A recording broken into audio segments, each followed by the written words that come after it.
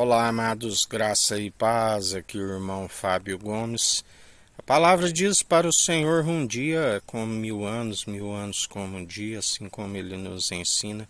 Melhor para aqueles que preferem estar nos átrios do Senhor do que estar longe, assim como a palavra diz que é melhor para aqueles que estão sempre abraçados, eles sendo a própria justiça, equidade, imparcialidade, e aquele que exerce o direito, do que aqueles que amam o prêmio da injustiça e seguem na sua prepotência, na sua arrogância, aqueles que pressupõem de si mesmo, onde o Senhor nos ensina que essa presunção, aqueles que são presunçosos e arrogantes, isto é maligno. A vanglória é maligna. Ele nos ensina como fugir da vanglória. Importância nenhuma o que planta e o que rega, e sim aquele que dá o crescimento. É assim como é um que planta, o outro é o que colhe. Os anjos são os ceifeiros.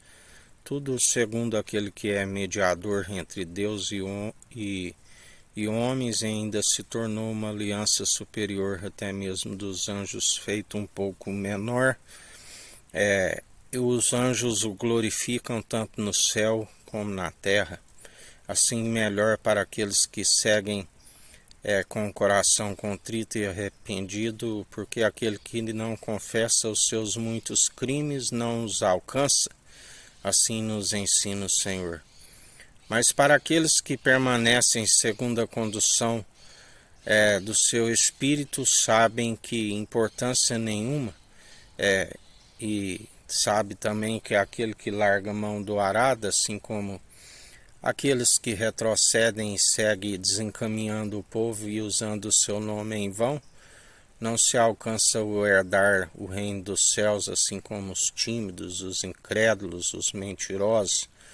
Mas aqueles que seguem segundo a condução do seu espírito sabem que tudo é dele, por ele e para ele são todas as coisas.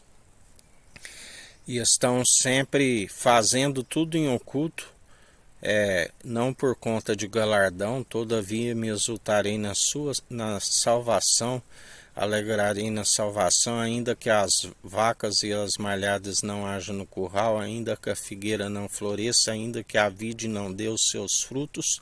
Todavia exultamos e alegramos na salvação, aquilo que há de vir, que nem se compara com as aflições momentâneas, leves e passageiras.